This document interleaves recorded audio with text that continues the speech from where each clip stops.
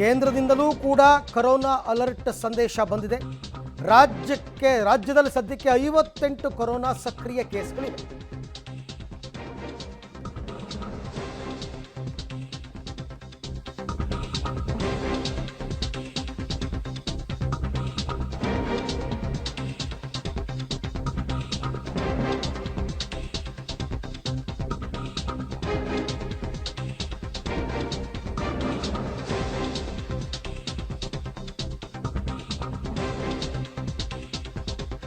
ಸದ್ಯಕ್ಕೆ ರಾಜ್ಯದಲ್ಲಿ 58 corona case ಸಕ್ರಿಯವಾಗಿದೆ.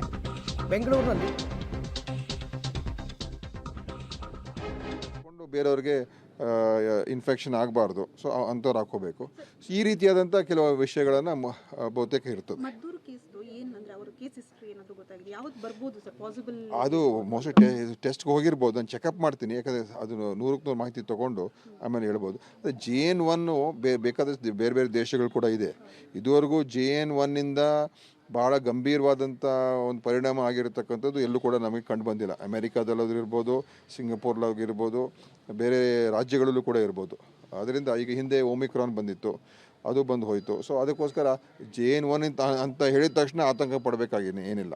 ಅದು ಒಂದು ಈ ಕೋವಿಡಲ್ಲಿರುವಂಥ ಇನ್ನೊಂದು ರೂಪಾಂತರ ಆಗಿರ್ತಕ್ಕಂಥ ಒಂದು ವೈರಾಣು. ಅದರಿಂದ ಅದು ಆಗಿದೆ ಅಂತ ಹೇಳಿದ ತಕ್ಷಣ ಅದನ್ನು ಕೂಡ ಗಾಬರಿ ಪಡಬೇಕಾಗಿ ಏನಿಲ್ಲ ಆ್ಯಸ್ ಆಫ್ ಟುಡೇ, ಆಯಿತಾ, ಇವತ್ತಿನ ಪರಿಸ್ಥಿತಿಯಲ್ಲಿ.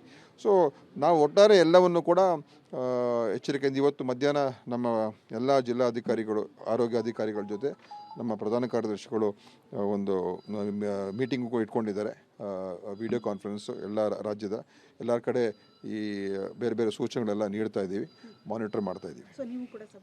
ನಾನು ಎಲ್ಲ ನಮ್ಮ ಪ್ರಿನ್ಸಿಪಲ್ ಸೆಕ್ರೆಟರಿ ಮತ್ತು ಡಿಸ್ಟ್ರಿಕ್ಟ್ ಹೆಲ್ತ್ ಆಫೀಸರ್ಸ್ ಎಲ್ಲ ಮಾತಾಡ್ತಾರೆ. ನಾನು ಭಾಗವಹಿಸಿದ್ರು ಕೂಡ ಸ್ವಲ್ಪ ಹೊತ್ತು ಭಾಗವಹಿಸ್ತೀನಿ.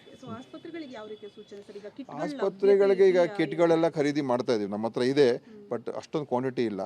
ಸೊ ಈಗ ನೇರವಾಗಿ ನಾವು ನಮ್ಮ ಅಧಿಕಾರಿಗಳಿಗೇ ಅವರ ಹಂತದಲ್ಲೇ ತಾತ್ಕಾಲಿಕವಾಗಿ ತೊಗೊಳ್ಳಿ, ಯಾಕಂದರೆ ನಾವು ಇಲ್ಲಿಂದ ಪ್ರೊಕ್ಯೂರ್ ಮಾಡಿ ಕಳಿಸೋಷ್ಟು ಲೇಟ್ ಆಗ್ತದೆ. ಸ್ಥಳೀಯವಾಗಿ ನೀವೇ ತೊಗೊಳ್ಳೋದಕ್ಕೆ ಅಂತಲೇ ನಾವು ಅವ್ರಿಗೆ ಒಂದು ಪರ್ಮಿಷನ್ ಕೊಡಿಸೋದಕ್ಕೆ ಈಗ ನಾವು ತೀರ್ಮಾನ ಮಾಡಿದ್ದೇವೆ. ಸೊ ಲೋಕಲಲ್ಲೇ ಅಲ್ಲೇ RT-PCR ಕಿಟ್ಸು ಮತ್ತು ರ್ಯಾಪಿಡ್ ಆ್ಯಂಟಿಜೆನ್ ಟೆಸ್ಟ್ಗಳು ಮತ್ತು ಇದೆಲ್ಲ ಮಾಡ್ಕೊಡೋದಕ್ಕೆ ಸದ್ಯಕ್ಕೆ ಇಮಿಡಿಯೇಟಾಗಿ ಅವರು ಶುರು ಮಾಡ್ಕೊಂಡ್ಬಿಡ್ಬೇಕು.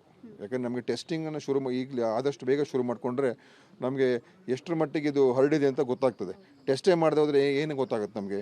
ಸೊ ಟೆಸ್ಟಿಂಗನ್ನು ಹೆಚ್ಚು ಮಾಡಬೇಕೀಗ, ಅದು ನಮ್ಗೆ ಆದ್ಯತೆ. ಈಗ ಹೆಚ್ಚು ಟೆಸ್ಟ್ಗಳು ಮಾಡಿಸಿ ಅದು ಇವತ್ತು ಏನು ಪರಿಸ್ಥಿತಿ ಇದೆ ಅಂತ ತಿಳ್ಕೊಳ್ತಕ್ಕಂಥದ್ದಕ್ಕೆ ಅದು ನಮಗೆ ಒಂದು ದಾರಿ. ಅದು ಈಗ ಆ್ಯಸ್ ಆಫ್ ನಾವು ಏನು ಇನ್ಕ್ರೀಸ್ ಆಗಿಲ್ಲ, ಜಾಸ್ತಿ ಏನಿಲ್ಲ. ಲೇಟೆಸ್ಟ್ ಫಿಗರ್ಸ್ ಬೇಕಾದ್ರೆ ತಿಳ್ಕೊಂಡು ಹೇಳ್ತೀನಿ. ಬಟ್ ಈಗ ಟೆಸ್ಟಿಂಗ್ ಹೆಚ್ಚು ಮಾಡಿದ್ರೆ ನಮ್ಗೆ ಗೊತ್ತಾಗ್ತದೆ.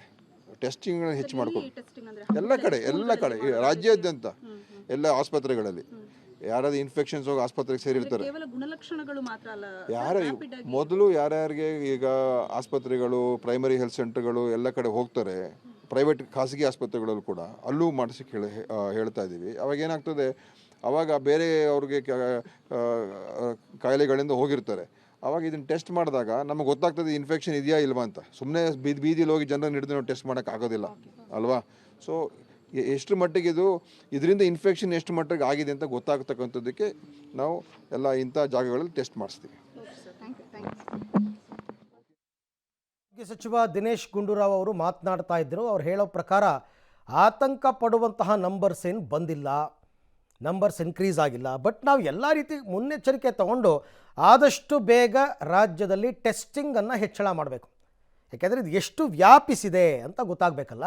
ಹಾಗಾಗಿ ಅದರ ಜೊತೆಗೆ ಇನ್ನು ಹಾಸ್ಪಿಟಲ್ಗಳನ್ನು ಸನ್ನದ್ಧಾಗಿಡೋದು, RT-PCR ಕಿಟ್ಗಳನ್ನು ಖರೀದಿ ಮಾಡೋದು ಎಲ್ಲವನ್ನು ಕೂಡ ನಾವು ಗೈಡೆನ್ಸ್ ಕೊಟ್ಬಿಟ್ಟಿದ್ದೀವಿ ಈಗಾಗಲೇ ಅಂತ ಹೇಳ್ತಾ ಇದ್ದಾರೆ. ಜೊತೆಗೆ ಮದ್ದೂರು ವಿಚಾರದಲ್ಲೂ ಇನ್ನೂ ಏನೂ ಕನ್ಫರ್ಮ್ ಆಗಿಲ್ಲ, ಯಾಕೆಂದರೆ ಜಿನೋಮಿಕ್ ಸೀಕ್ವೆನ್ಸ್ ಬಂದಿಲ್ಲ. ಆಮೇಲೆ ಅವ್ರು ಹೇಳ್ತಾ ಇದ್ರು JN1 ಈಗಾಗಲೇ ಅಮೇರಿಕಾ, ಸಿಂಗಾಪುರ ಎಲ್ಲ ಕಡೆಯಲ್ಲೂ ಕಾಣಿಸ್ಕೊಂಡಿದೆ. ಬಟ್ ಇದು ಮಾರಣಾಂತಿಕ ಆಗಿ ಕಾಣಿಸ್ತಾ ಇಲ್ಲ, ಸೌಮ್ಯ ರೂಪಿ. ಬಟ್ ಇದೊಂದು ರೂಪಾಂತರಿ ಅಷ್ಟೇ, ಒಮಿಕ್ರಾನ್ನ ರೂಪಾಂತರಿ. ಹಾಗಾಗಿ ಅದೇನಾದ್ರು ಬಂತು ಅಂತಂದರೂ ಕೂಡ ಏನು ತುಂಬ ಹೆದರ್ಕೊಳ್ಳುವಂಥದ್ದೇನಿಲ್ಲ.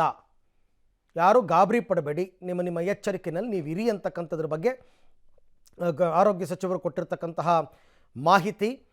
ಎಲ್ಲ ರೀತಿಯ ತಯಾರಿಯನ್ನು, ಸಿದ್ಧತೆಯನ್ನು ಈಗಾಗಲೇ ನಾವು ಮಾಡಿಕೊಳ್ತಾ ಇದ್ದೀವಿ. ಕೇಂದ್ರದಿಂದ ಕೂಡ ಗೈಡ್ಲೈನ್ಸ್ ಬಂದಿದೆ.